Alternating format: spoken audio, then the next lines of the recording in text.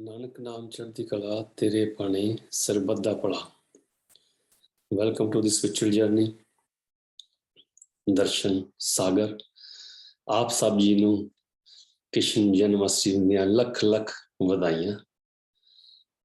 ਮਹਾਰਾਜ ਜੀ ਕਰੇ ਆਪ ਸਭ ਨੂੰ ਸਾਰੇ ਜਹਾਨ ਦੀਆਂ ਖੁਸ਼ੀਆਂ ਬਖਸ਼ੇ, ਤੰਦਰੁਸਤੀ ਬਖਸ਼ੇ ਔਰ ਆਪ ਜੀ ਦੀਆਂ ਸਭ ਪ੍ਰੋਬਲਮ ਜਿਹੜੀਆਂ ਉਹ ਹੱਲ ਕਰ ਦੇ। ਲੋਨੀ ਦਰਬਾਰ ਤੇ ਵੀ ਹਜ਼ੂਰ ਮਹਾਰਾਜ ਜੀ ਜਨਮ ਅਸ਼ਟਮੀ ਮਨਾਇਆ ਕਰਦੇ ਸੀ। ਕ੍ਰਿਸ਼ਨ ਮਹਾਰਾਜ ਦਾ ਝੂਲਾ ਛੋਟਾ ਜਿਹਾ ਬਣਾਇਆ ਹੁੰਦਾ ਸੀਗਾ ਤੇ ਸਾਰੇ ਜਣੇ ਵਾਰੀ ਉਸ ਝੂਲੇ ਨੂੰ ਰੱਸੀ ਖਿੱਚ ਕੇ ਝੂਟਾ ਦਿਆ ਕਰਦੇ ਸੀਗੇ। ਤੇ ਬੱਚਿਆਂ ਦਾ ਜ਼ਿਆਦਾ ਇਹੋ ਹੁੰਦਾ ਸੀ ਕਿ ਉਸ ਦਿਨ ਵੰਨ ਸਵੰਨੀਆਂ ਮਠਿਆਈਆਂ ਮਿਲਦੀਆਂ ਸੀਗੀਆਂ। ਵੈਸੇ ਤੇ ਡੇਰੇ 'ਚ ਲੰਗਰ ਹੀ ਮਿਲਦਾ ਸੀਗਾ, ਮੰਗਲਵਾਰ ਖੀਰ, ਪਰ ਇਹੋ ਜਿਹੇ ਸ਼ੁਭ ਦਿਨ ਤੇ ਮਠਿਆਈਆਂ, ਫਰੂਟ ਵੰਨ ਸਵੰਨੀਆਂ ਬਣਦੀਆਂ ਸੀਗੀਆਂ ਤੇ ਇਹ ਲਾਲਚ ਮਨ 'ਚ ਹੁੰਦਾ ਸੀ। ਅੱਜ ਅਸੀਂ ਦੂਸਰੇ ਬਾਬਾ ਜੀ, ਜਿਸ ਤਰ੍ਹਾਂ ਪਹਿਲੇ ਐਪੀਸੋਡ 'ਚ ਆਪ ਜੀ ਨੂੰ ਬਾਬਾ ਜੀ ਸੁੰਦਰਦਾਸ ਜੀ ਦੀ ਜੀਵਨ ਸਾਖੀ ਛੋਟ ਦੇ ਵਿੱਚ ਸੁਣਾਈ ਸੀਗੀ, ਤੇ ਅੱਜ ਦੂਸਰੇ ਬਾਬਾ ਜੀ ਜਿਨ੍ਹਾਂ ਦਾ ਨਾਮ ਨਸੀਬ ਬਾਬਾ ਜੀ ਸੀਗਾ ਤੇ ਹੁਣ ਉਹ ਇਸ ਦੁਨੀਆ 'ਚ ਨਹੀਂ ਹੈ। ਉਹ ਵੀ ਹਜ਼ੂਰ ਮਹਾਰਾਜ ਜੀ ਦੇ ਕੋਲ ਹੀ ਪਹੁੰਚ ਚੁੱਕੇ ਨੇ। 1984 ਦੇ ਜਦੋਂ ਰਾਈਟਸ ਹੋਏ ਸੀ, ਡੇਰੇ 'ਚ ਅਟੈਕ ਹੋਇਆ ਸੀਗਾ, ਉਸ ਵੇਲੇ ਇਹਨਾਂ ਦੀ ਵੀ ਲੋਨੀ ਦਰਬਾਰ 'ਚ ਸ਼ਹੀਦੀ ਹੋ ਗਈ ਸੀਗੀ। ਚਲਿਏ ਸ਼ੁਰੂ ਕਰਦੇ ਹਾਂ ਬਾਊ ਜੀ ਦੀਆਂ ਲਿਖੀਆਂ ਜੋ ਸਾਖੀਆਂ ਨੇ, ਜੋ ਮਹਾਰਾਜ ਜੀ ਨੇ ਉਹਨਾਂ ਨੂੰ ਹੁਕਮ ਕੀਤਾ ਸੀ ਕਿ ਆਪ ਜੀ ਲਿਖੋ, ਤੇ ਉਹਨਾਂ ਦੇ ਵਿੱਚੋਂ ਅੱਜ ਮੈਂ ਆਪ ਜੀ ਨੂੰ ਬਾਬਾ ਜੀ ਨਸੀਬ ਜੀ ਦੀ ਜੋ ਜੀਵਨ ਕਥਾ ਹੈ ਉਹ ਮੈਂ ਸੁਣਾ ਰਿਹਾ। ਬਾਬਾ ਨਸੀਬ ਜੀ ਦੇ ਪਿਤਾ ਜੀ ਦਾ ਨਾਮ ਨਾਨਕ ਚੰਦ ਸੀ। ਸੋ ਦੇਖੋ, ਹਜ਼ੂਰ ਮਹਾਰਾਜ ਜੀ ਨੇ ਕਿਹਾ ਨਾਨਕ ਨਾਮ ਚੜ੍ਹਦੀ ਕਲਾ ਤੇਰੇ ਭਾਣੇ ਸਰਬੱਤ ਦਾ ਭਲਾ, ਤੇ ਉਹਨਾਂ ਦੇ ਕੀ ਕਹਿੰਦੇ ਅਕਸ਼ਰੀ ਸ਼੍ਰੀ ਗੁਰੂ ਨਾਨਕ ਦੇਵ ਜੀ ਨੇ, ਤੇ ਨਾਨਕ ਦਾ ਨਾਂ ਹੀ ਸੁਣ ਕੇ ਤਨ ਮਨ 'ਚ ਕੀ ਕਹਿੰਦੇ ਇੱਕ ਹਲਚਲ ਜੀ ਮਚ ਜਾਂਦੀ ਹੈ ਉਸ ਨਿਰੰਕਾਰ ਦਾ ਨਾਂ ਸੁਣ ਕੇ। ਇਹਨਾਂ ਦੇ ਪਿਤਾ ਜੀ ਦਾ ਵੀ ਨਾਂ ਨਾਨਕ ਚੰਦ ਸੀ। ਇਹ ਮਹੱਲਾ, ਮੈਂ ਥੋੜਾ ਹਿੰਦੀ 'ਚ ਬੋਲਦਾ, ਇਹ मोहल्ला संतपुरा बूटा मंडी जलंधर में रहते थे। जलंधर जो पंजाब च है। इनके पिताजी घर में ही जो कहते हैं कि हथ कड्डी का काम की कहते हैं उन्होंने घर चादर वगैरह बुनते होंगे सीगे, खड्डी लगाई होंदी सीगी ते चादरां दा काम करते सी, दरियां बनाते होंदे सी ते ओह वेच के अपना गुजारा करते होंदे सीगे ते ओहदे नाल उन्हां दा घर दी रोटी वगैरह चलदी सीगी। बाबा जी दे घर 'च उन्हां दे माता पिता ते उन्हां दे नाल 4 बच्चे ते एक बीवी सी। बाबा जी आप दर्जी दा काम करया करदे सी ते बहुत चंगे टेलर मास्टर हुंदे सीगे, पर उन्हां दी एक आदत सी कि कदी भी टिक के काम एक जगह ते नहीं करदे हुंदे सी। इस करके उन्हां नूं वखरियां थावां ते काम करना पैंदा सीगा। एक दिन बाबा जी महाराज जी दे कोल बस्ती 'च उन्हां दा नाम सुन के कि उत्थे कोई दर्शन दास बाबा जी है, सब कुछ जानते हैं, ते बाबा जी भी उन्हां कोल पहुंच गए, क्योंकि बाबा जी ने भी काफ़ी रिद्धियां सिद्धियां सिद्ध कीतियां होईयां सीगियां, इस करके वो टिक के काम नहीं करते हुंदे सी ते ਜਿਹੜੀਆਂ ਰਿੱਧੀਆਂ ਸਿੱਧੀਆਂ ਉਹਨਾਂ ਨੇ ਕੀਤੀਆਂ ਹੋਈਆਂ ਸੀਗੀਆਂ ਉਹ ਉਹਨਾਂ ਦੇ ਨਾਲ ਤੁਸੀਂ ਕਿਸੇ ਦਾ ਵੀ ਕੋਈ ਵੀ ਬੁਰਾ ਕਰ ਸਕਦੇ ਹੋ, ਕਿਉਂਕਿ ਜਿਨ੍ਹਾਂ ਨੇ ਕੀਤੀਆਂ ਉਹ ਚੰਗੇ ਘੱਟ ਕਰਦੇ ਨੇ ਤੇ ਬੁਰਾ ਘੱਟ ਕੇ ਲੋਕੀ ਕੀ ਕਹਿੰਦੇ ਨਾ ਕਿ ਕਿਸੇ ਨਾ ਕਿਸੇ ਤੋਂ ਆਪਣਾ ਬਦਲਾ ਲੈਣ ਵਾਸਤੇ, ਜੈਲਸੀ ਵਾਸਤੇ ਪੁੱਠੇ ਸਿੱਧੇ ਕੰਮ ਕਰਵਾਉਂਦੇ ਰਹਿੰਦੇ ਸੀ। ਤੇ ਇਹਨਾਂ ਕੋਲ ਵੀ ਰਿੱਧੀਆਂ ਸਿੱਧੀਆਂ ਸੀਗੀਆਂ। ਇਹ ਦੇਖਣਗੇ ਕਿ ਉਹ ਬਾਬਾ ਦਰਸ਼ਨਦਾਸ ਕਿੰਨੀ ਕੁ ਤਾਕਤ ਵਾਲਾ। ਜਦੋਂ ਇਹ ਮਹਾਰਾਜ ਜੀ ਦੇ ਕੋਲ ਜਲੰਧਰ ਪਹੁੰਚੇ ਤੇ ਮਹਾਰਾਜ ਜੀ ਨੇ ਦੇਖਦੇ ਉਹਨਾਂ ਨੂੰ ਕਿਹਾ ਕਿ ਵੀ ਆਣਾ ਹੈ ਸਾਡੇ ਕੋਲ ਤੇ ਇਕੱਲੇ ਆਓ, ਇਹ ਜੋ ਬਦ ਰੂਹਾਂ ਹੈ ਇਹਨਾਂ ਨੂੰ ਛੱਡ ਕੇ ਆਓ, ਕਿ ਸਾਡੇ ਕੋਲ ਆਣਾ ਤੇ ਇਕੱਲੇ ਆਓ।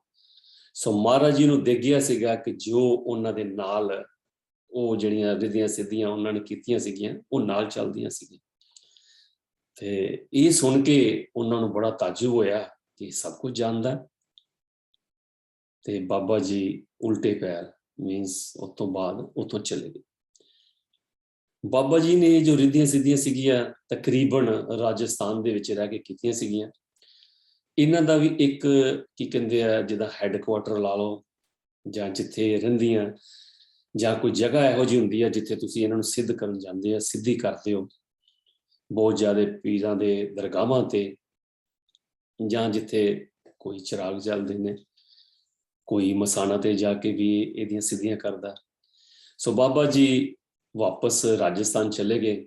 ਉੱਥੇ ਫਿਰ ਉਹਨਾਂ ਨੇ ਜਿਸ ਤਰ੍ਹਾਂ ਵੀ ਮਤਲਬ ਕਿ ਵਿਧੀ ਹੁੰਦੀ ਹੈ ਉਹਨਾਂ ਨੂੰ ਉੱਥੋਂ ਆਪਣੇ ਨਾਲੋਂ ਛੁਟਕਾਰਾ ਕਰ ਦਿੱਤਾ, ਕਿ ਉਹਨਾਂ ਨੂੰ ਆਪਣੇ ਕੋਲੋਂ ਵਿਦਿਆ ਕਰਤਾ, ਇਜਾਜ਼ਤ ਦੇ ਦਿੱਤੀ ਉਸ ਰੂਹਾਂ ਨੂੰ।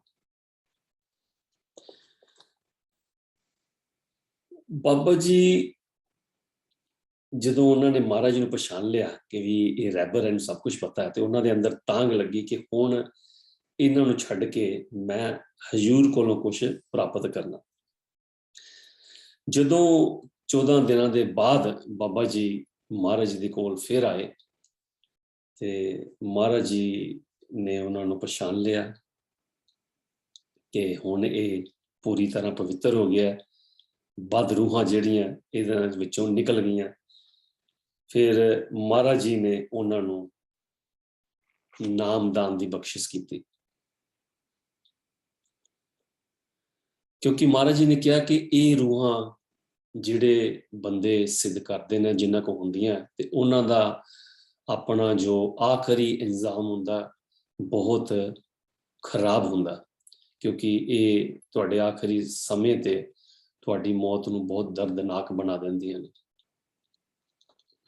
ਹਜ਼ੂਰ ਨੇ ਬਾਬਾ ਜੀ ਨੂੰ ਫਰਮਾਇਆ ਕਿ ਤੁਸੀਂ ਬਾਬਾ ਬਾਲਕ ਨਾਥ ਜੀ ਦੇ ਭਗਤ ਹੋ, ਕਿਉਂਕਿ ਬਾਬਾ ਜੀ ਨੇ ਕਿਹਾ ਮੈਂ ਸਭ ਕੁਝ ਛੱਡ ਦਿੱਤਾ ਤੇ ਮੈਂ ਇੱਕ ਹੋਰ ਤੈਨੂੰ ਗੱਲ ਪੁੱਛਣੀ ਚਾਹੁੰਦਾ। ਤੇ ਮਹਾਰਾਜ ਜੀ ਨੇ ਉਹਨਾਂ ਦੇ ਦੱਸਣ ਤੋਂ ਪਹਿਲਾਂ ਹੀ ਕਹਿਤਾ ਹਾਂ ਕਿ ਤੁਸੀਂ ਬਾਬਾ ਬਾਲਕ ਨਾਥ ਜੀ ਦੇ ਭਗਤ ਹੋ। ਤੇ ਕਹਿੰਦੇ ਕੋਈ ਗੱਲ ਨਹੀਂ, ਤੁਸੀਂ ਉਹਨਾਂ ਦੀ ਸੇਵਾ ਜਿਹੜੀ ਹੈਗੀ ਹੈ ਉਹਨਾਂ ਦੀ ਬਰਕਰਾਰ ਰੱਖੋ, ਤੁਸੀਂ ਕਰਦੇ ਰਹੋ। ਬਾਬਾ ਜੀ ਬਸਤੀ ਸ਼ੇਖ ਤੋਂ ਬਾਅਦ ਬਟਾਲੇ ਚਲੇ ਮਹਾਰਾਜ ਜੀ ਦੇ ਨਾਲ। ਬਾਬਾ ਜੀ ਦੇ ਪਿਤਾ ਜੀ ਕਾਫੀ ਬੁੱਢੇ ਹੋ ਚੁੱਕੇ ਸੀ ਤੇ ਕੋਈ ਵੀ ਕੰਮ ਕਰਨੇ ਦੇ ਕਾਬਲ ਨਹੀਂ ਸੀਗੇ, ਤੇ ਇਸ ਕਰਕੇ ਘਰ 'ਚ ਜਿਹੜੀ ਇਨਕਮ ਬਹੁਤ ਘਟ ਗਈ ਤੇ ਉਹਦਾ ਸਾਰਾ ਭਾਰ ਜਿਹੜਾ ਬਾਬਾ ਜੀ ਦੇ ਮੋਢਿਆਂ ਤੇ ਆ ਗਿਆ।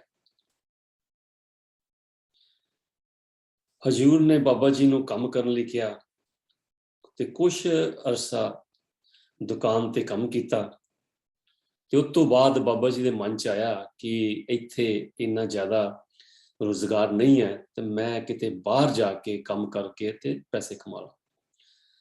ਬਾਬਾ ਜੀ ਨੇ ਮਹਾਰਾਜ ਜੀ ਅੱਗੇ ਅਰਦਾਸ ਕੀਤੀ ਕਿ ਸੱਚੇ ਪਾਤਸ਼ਾਹ ਮੈਂ ਬਾਹਰ ਜਾਣਾ ਚਾਹੁੰਦਾ ਤੇ ਆਪ ਕਿਰਪਾ ਕਰੋ। ਮਹਾਰਾਜ ਜੀ ਨੇ ਸਾਫ਼ ਇਨਕਾਰ ਕਰ ਦਿੱਤਾ ਕਿ ਬਾਬਾ ਜੀ ਤੁਸੀਂ ਹਿੰਦੁਸਤਾਨ ਛੱਡ ਕੇ ਬਾਹਰ ਨਹੀਂ ਜਾਓਗੇ। ਬਾਬਾ ਜੀ ਨੇ ਕਹਿਣਾ ਮੰਨ ਲਿਆ, ਕਿਉਂਕਿ ਗੁਰੂ ਦਾ ਹੁਕਮ ਤੇ ਗੁਰੂ ਦਾ ਹੁਕਮ ਹੀ ਹੈ। ਗੁਰੂ ਜੋ ਕਹਿੰਦਾ ਹੈ ਕੁਝ ਸੋਚ ਸਮਝ ਕੇ ਕਹਿੰਦਾ, ਸੱਚਾ ਗੁਰੂ, ਪੂਰਨ ਗੁਰੂ।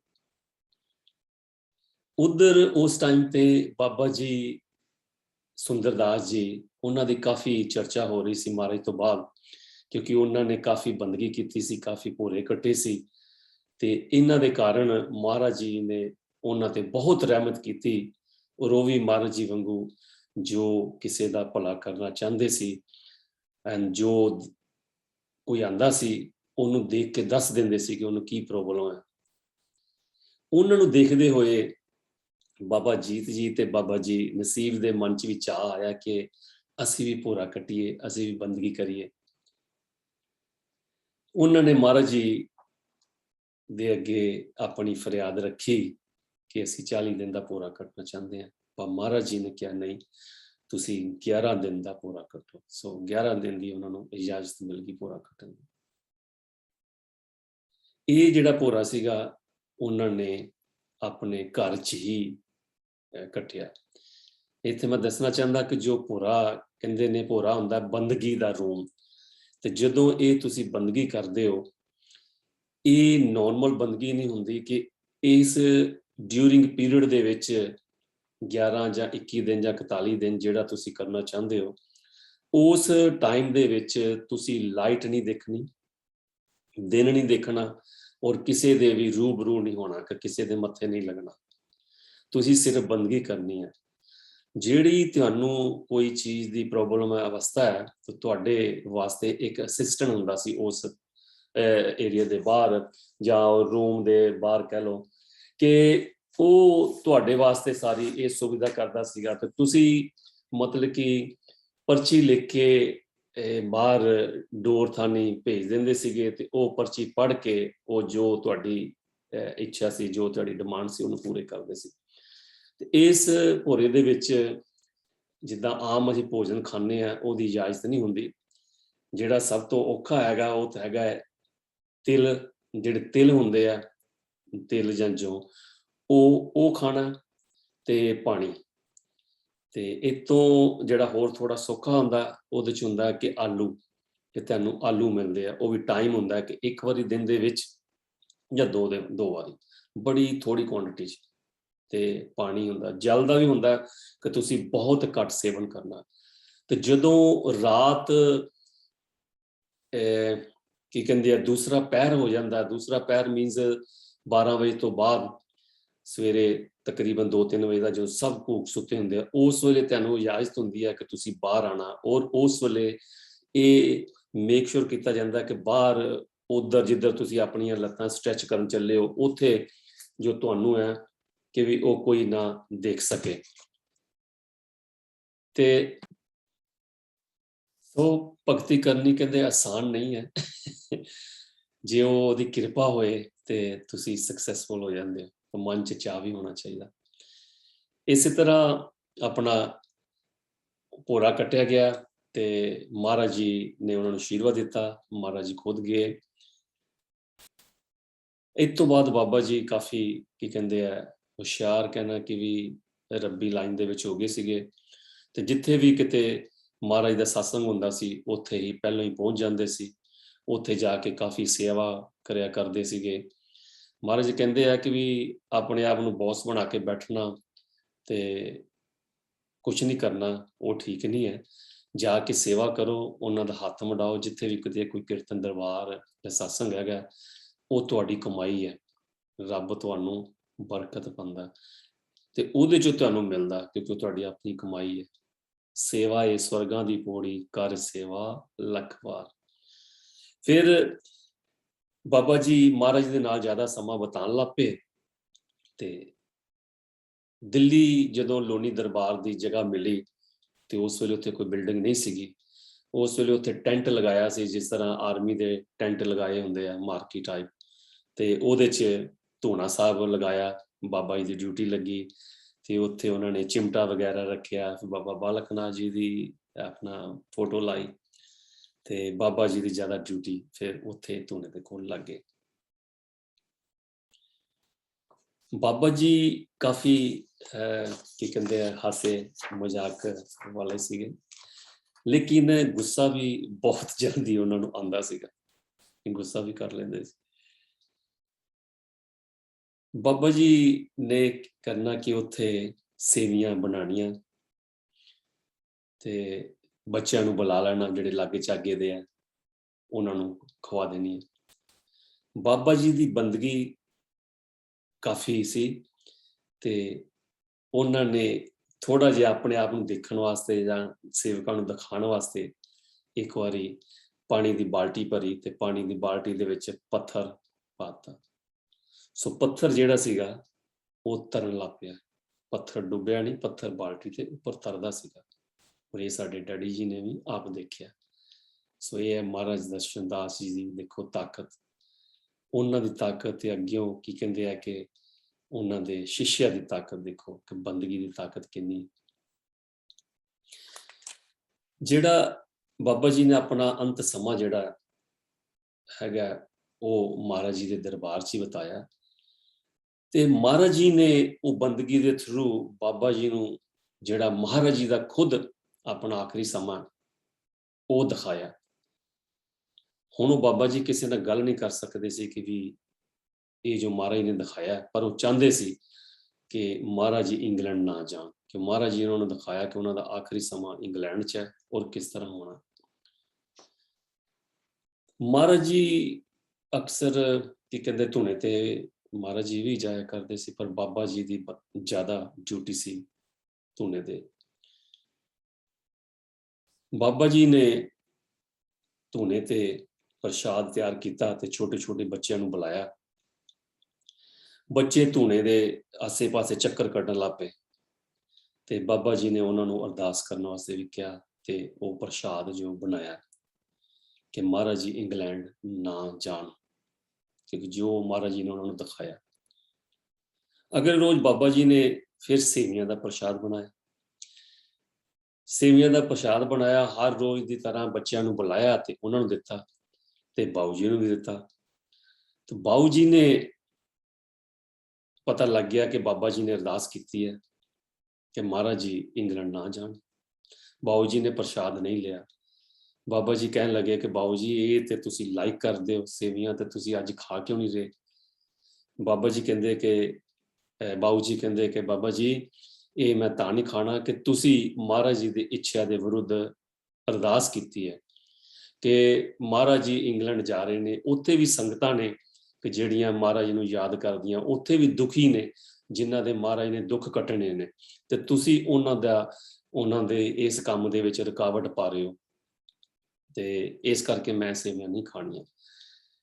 ਬਾਊ ਜੀ ਨੂੰ ਨਹੀਂ ਪਤਾ ਸੀ ਕਿ ਜੋ ਬਾਬਾ ਜੀ ਨੇ ਦੇਖਿਆ।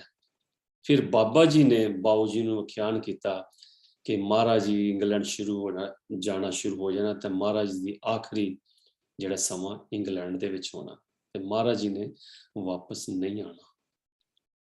ਇਹ ਸੁਣ ਕੇ ਬਾਊ ਜੀ ਵੀ ਬਹੁਤ ਹੈਰਾਨ ਹੋ ਗਏ, ਚੁੱਪ ਕਰ ਗਏ।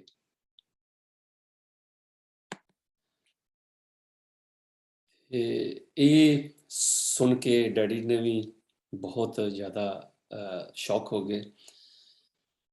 ਉਸ ਤੋਂ ਬਾਅਦ ਬਾਬਾ ਜੀ ਨੇ ਸੋਚਿਆ ਕਿ ਹਜ਼ੂਰ ਨੇ ਤੇ ਚਲੇ ਜਾਣਾ ਤੇ ਅਸੀਂ ਵੀ ਕਿਤੇ ਬਾਹਰ ਚਲੇ ਜਾਈਏ। ਤੇ ਬਾਬਾ ਨਸੀਬ ਜੀ ਨੇ ਇੱਕ ਏਜੰਟ ਲੱਭਿਆ, ਏਜੰਟ ਨੂੰ ਪੈਸੇ ਦਿੱਤੇ, ਪਾਸਪੋਰਟ ਦਿੱਤਾ ਕਿ ਬਾਹਰ ਕਿਸੇ ਕੰਟਰੀ 'ਚ ਉਹਨਾਂ ਨੂੰ ਭੇਜ ਦੇ ਤਾਂ ਕਿ ਉੱਥੇ ਜਾ ਕੇ ਕੰਮ ਕਰਨ ਤੇ ਇੱਥੋਂ ਛੁਟਕਾਰਾ ਪਾ ਲੈਣ। ਕੀ ਹੋਇਆ ਕਿ ਏਜੰਟ ਨੇ ਬਾਹਰ ਵੀ ਨਹੀਂ ਭੇਜਿਆ, ਵੀਜ਼ਾ ਨਹੀਂ ਲਾਇਆ ਤੇ ਪੈਸੇ ਵੀ ਸਾਰੇ ਗਵਾਚ ਗਏ ਤੇ ਬਾਬਾ ਜੀ ਬਹੁਤ ਪਰੇਸ਼ਾਨ। ਬਾਬਾ ਜੀ ਮਹਾਰਾਜ ਜੀ ਕੋਲ ਆਏ ਤੇ ਆ ਕੇ ਆਪਣਾ ਦੁੱਖੜਾ ਦੱਸਿਆ ਤੇ ਮਹਾਰਾਜ ਜੀ ਹੱਸ ਪਏ। ਮਹਾਰਾਜ ਜੀ ਕਹਿੰਦੇ ਮੈਂ ਤੈਨੂੰ ਕਿਹਾ ਸੀ ਕਿ ਤੂੰ ਹਿੰਦੁਸਤਾਨ ਤੋਂ ਬਾਹਰ ਜਾਣ ਦਾ ਸੁਪਨਾ ਆਪਣੇ ਦਿਲ ਦਿਮਾਗ ਚੋਂ ਕੱਢ ਦੇ, ਪਰ ਤੁਸੀਂ ਨਹੀਂ ਮੁੜੇ, ਹੁਣ ਭੁਗਤੋ। ਉਸ ਤੋਂ ਬਾਅਦ ਸੰਗਤਾਂ ਨੇ ਮਹਾਰਾਜ ਜੀ ਅੱਗੇ ਅਰਦਾਸ ਕੀਤੀ ਕਿ ਮਹਾਰਾਜ ਜੀ ਬਾਬਾ ਜੀ ਨੂੰ ਵੀ ਕਿਤੇ ਤੁਸੀਂ ਕਿਸੇ ਡੇਰੇ ਤੇ ਮੁਖੀ ਥਾਪ ਦਿਓ ਤਾਂ ਕਿ ਉੱਥੇ ਸੇਵਾ ਕਰਨ ਤੇ ਡੇਰੇ ਦੀ ਸੰਭਾਲ ਕਰਨ, ਜਿਸ ਤਰ੍ਹਾਂ ਬਾਕੀ ਥਾਵਾਂ ਤੇ ਆਪ ਜੀ ਨੇ ਬਾਬਾ ਜੀ ਨੂੰ ਕੀਤਾ। ਮਹਾਰਾਜ ਜੀ ਨੇ ਕਿਹਾ ਕਿ ਇਹ ਟਿਕਣ ਵਾਲੇ ਨਹੀਂ ਹਨ, ਇਸ ਕਰਕੇ ਤੁਸੀਂ ਇਹਨਾਂ ਦਾ ਖਿਆਲ ਛੱਡ ਦਿਓ। ਸੰਗਤਾਂ ਦੇ ਬਾਰ-ਬਾਰ ਕਹਿਣ ਤੇ ਮਹਾਰਾਜ ਨੇ ਕਿਹਾ ਠੀਕ ਹੈ, ਓਕੇ। ਮਹਾਰਾਜ ਜੀ ਨੇ ਕਿਹਾ ਤੁਸੀਂ ਇਹਨਾਂ ਨੂੰ ਕੱਲ ਨਵਾ ਕੇ ਸਾਡੇ ਕੋਲ ਲੈ ਆਣਾ ਗੱਦੀ ਤੇ। ਜਦੋਂ ਦੂਸਰੇ ਦਿਨ ਸੰਗਤਾਂ ਨੇ ਬਾਬਾ ਜੀ ਦੇ ਲਿਜਾਣ ਵਾਸਤੇ ਉਹਨਾਂ ਦੇ ਰੂਮ 'ਚ ਜਿੱਥੇ ਵੀ ਸੀਗੇ ਗਏ ਤੇ ਦੇਖਿਆ ਬਾਬਾ ਜੀ ਤਾਂ ਉੱਥੇ ਹੈ ਹੀ ਨਹੀਂ। ਬਾਬਾ ਜੀ ਗਏ। ਮਹਾਰਾਜ ਜੀ ਨੇ ਕਿਹਾ ਮੈਂ ਤੁਹਾਨੂੰ ਕਿਹਾ ਸੀ ਕਿ ਇਹ ਟਿਕ ਕੇ ਬਹਿਣ ਵਾਲੇ ਨਹੀਂ। ਥੋੜੇ ਅਰਸੇ ਬਾਅਦ ਜਦੋਂ ਸੰਗਤਾਂ ਨੇ ਕਿਹਾ ਕਿ ਬਾਬਾ ਜੀ ਕਿੱਥੇ ਨੇ, ਤੇ ਮਹਾਰਾਜ ਜੀ ਨੇ ਆਪਣਾ ਧਿਆਨ ਲਾਇਆ ਤੇ ਮਹਾਰਾਜ ਨੇ ਦੱਸਿਆ ਕਿ ਬਾਬਾ ਜੀ ਮੁੰਬਈ ਦੇ ਵਿੱਚ ਹਨ, ਮੁੰਬਈ ਤੋਂ ਬਾਹਰ, ਤੇ ਜਿੱਥੇ ਲਾਗੇ ਇੱਕ ਹੋਟਲ ਹੈ ਤੇ ਪਾਣੀ ਦਾ ਇੰਤਜ਼ਾਮ ਹੈ, ਤੇ ਉੱਥੇ ਜਿਹੜੇ ਟਰੱਕ ਵਾਲੇ ਲੰਬੇ ਰੂਟ ਤੇ ਜਾਂਦੇ ਨੇ ਉੱਥੇ ਰੁਕਦੇ ਨੇ, ਉੱਥੇ ਰੋਟੀ ਪਾਣੀ ਖਾਂਦੇ ਨੇ, ਤੇ ਬਾਬਾ ਜੀ ਦਾ ਜਿਹੜਾ ਉੱਥੇ ਡੇਰਾ ਹੈਗਾ ਉਹਨਾਂ ਨੇ ਬਣਾਇਆ, ਉੱਥੇ ਆਸ਼ਰਮ ਬਣਾਇਆ, ਉੱਥੇ ਲੰਗਰ ਛਕਦੇ ਨੇ ਔਰ ਸੇਵਾ ਪਾ ਕੇ ਜਾਂਦੇ ਨੇ, ਪਰਚੀ ਕਟਾ ਕੇ ਜਾਂਦੇ ਨੇ, ਤੇ ਬਾਬਾ ਜੀ ਉੱਥੇ ਨੇ। ਸੋ ਬਾਬਾ ਜੀ ਨੇ ਸਾਰਾ ਹੁਲੀਆ ਦੱਸਤਾ ਕਿ ਉੱਥੇ ਏਦਾਂ ਏਦਾਂ ਦਾ ਕਮਰਾ ਬਣਿਆ ਹੋਇਆ, ਉੱਥੇ ਨਲਕਾ ਲੱਗਿਆ ਹੋਇਆ, ਉੱਥੇ ਨਾਲ ਕੀ ਕਹਿੰਦੇ ਆ ਕਿ ਖਾਣ ਦੇ ਜਿਹੜਾ ਹਲਵਾਈ ਦੀ ਦੁਕਾਨ ਹੈਗੀ ਹੈ, ਢਾਬਾ ਹੈਗਾ, ਸਾਰਾ ਮਹਾਰਾਜ ਨੇ ਦੱਸਤਾ ਕਿ ਬਾਬਾ ਜੀ ਕਿੱਥੇ ਹੈ। ਫਿਰ ਹਜੂਰ ਨੇ ਥੋੜਾ ਕੱਸ ਪਾਈ, ਕਿਉਂਕਿ ਰਿਮੋਟ ਤੇ ਮਹਾਰਾਜ ਦੇ ਹੱਥ ਹਨ, ਕਿ ਨਾਮ ਤੇ ਉਹਨਾਂ ਦਿੱਤਾ, ਉਹਨਾਂ ਨੇ ਫਿਰ ਕੱਸ ਪਾਈ, ਐਸੀ ਕੱਸ ਹੋਈ ਕਿ ਬਾਬਾ ਜੀ ਉੱਥੋਂ ਛੱਡ ਕੇ ਵਾਪਸ ਆ ਗਏ। ਬਾਬਾ ਜੀ ਜਦੋਂ ਵਾਪਸ ਮਹਾਰਾਜ ਜੀ ਦੇ ਕੋਲ ਆ ਗਏ, ਕਿਉਂਕਿ ਉਹਨਾਂ ਨੂੰ ਵੀ ਯਾਦ ਸਤਾਉਂਦੀ ਸੀ ਕਿ ਜਦੋਂ ਕਹਿੰਦੇ ਆ ਕਿ ਸੇਵਕ ਪਿਆਰ ਕਰਦਾ ਹੈ, ਪਿਆਰ ਨਾਲ ਯਾਦ ਕਰਦਾ, ਤੇ ਗੁਰੂ ਵੀ ਤੁਹਾਨੂੰ ਯਾਦ ਕਰਦਾ। ਜਦੋਂ ਤੁਹਾਨੂੰ ਯਾਦ ਸਤਾਉਂਦੀ ਹੈ, ਤੁਸੀਂ ਆਪਣੇ ਹਿਰਦੇ 'ਚ ਗੁਰੂ ਨੂੰ ਯਾਦ ਕਰਦੇ ਹੋ, ਤੇ ਗੁਰੂ ਨੂੰ ਵੀ ਯਾਦ ਆਉਂਦੀ ਹੈ, ਫਿਰ ਉਹ ਤੁਹਾਨੂੰ ਆਪਣੇ ਕੋਲ ਬੁਲਾ ਲੈਂਦਾ।